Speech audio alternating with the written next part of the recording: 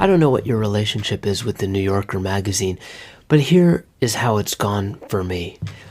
Well, first of all, when I was single, I devoured the magazine. When it arrived each week, I'd read it cover to cover within a few days and then hand it off to a friend, well in advance of the next issue. Then my life got a little bit more complicated. There was this wife, and then there were kids, and I had this tedious full-time day job, and I was writing a novel at night, and I was getting my MFA on the side. The New Yorker went from a beloved magazine to a symbol of all my failures as a productive reader. At first, it got where I was only reading the fiction and maybe one or two articles, and then it was just the fiction, and then maybe just part of some of the fiction, and then it was just talk of the town, and then it was just about nothing other than a cartoon or two while I was taking a crap.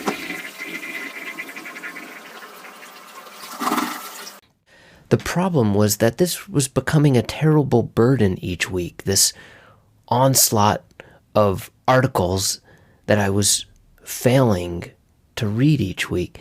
It got to where I couldn't pick up the magazine because there were too many of them in the pile that had been unread. If I read one, the other 20 issues would grumble about their lack of attention. So here's what I did. I stopped subscribing altogether. I haven't been a subscriber in over a year.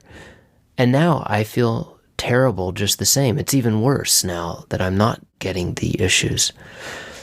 So I was thinking, surely there must be some solution that falls somewhere between being a stupid illiterate who doesn't get the magazine and being a poser who gets the magazine but can barely distinguish one issue from another. And here's what I've come up with.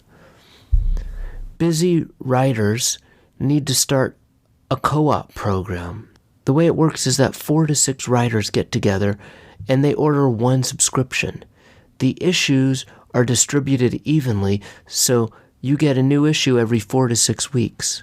There'll be a website where you can collaborate with the other folks in your co-op in case you need to exchange issues, but for the most part it's best if you just pretend that the magazine only comes every 6 weeks.